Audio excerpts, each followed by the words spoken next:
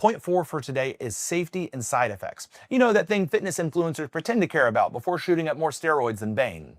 And I'm not talking Tom Hardy's overly angsty Bane from The Dark Knight Rises. I'm talking juice to the gills Rob Swenson's Bane in 1997's criminally underrated Batman and Robin. By the way, I don't care what the movie critics say, that movie is an absolute classic that 10-year-old Dr. Alex will hold in his heart forever. Also, Poison Ivy made me feel things in that movie that I'm not comfortable talking about on camera. Now, speaking of shows, you've seen this one before. Think the usual GI complaints that are seen with all GLP-1s during dose ups that usually calm down over time. Now let's go back and look at that phase 2 obesity trial that was published in the New England Journal of Medicine. About 82% of patients taking Retatrutide experienced some sort of side effect. But keep in mind, 70% of patients taking placebo, which was nothing, experienced side effects as well.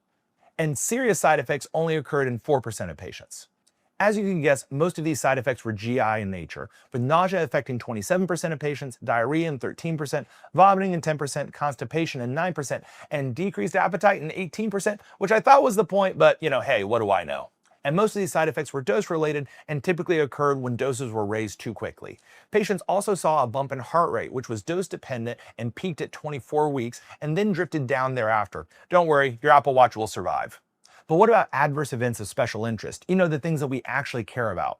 Cardiac arrhythmias occurred in 6% of Retatrutide patients compared to 3% of placebo. We saw biliary disorders in 1% of patients versus 0 in placebo, with a major adverse cardiac event in maybe less than 1% of patients. Less than 1% of patients got pancreatitis,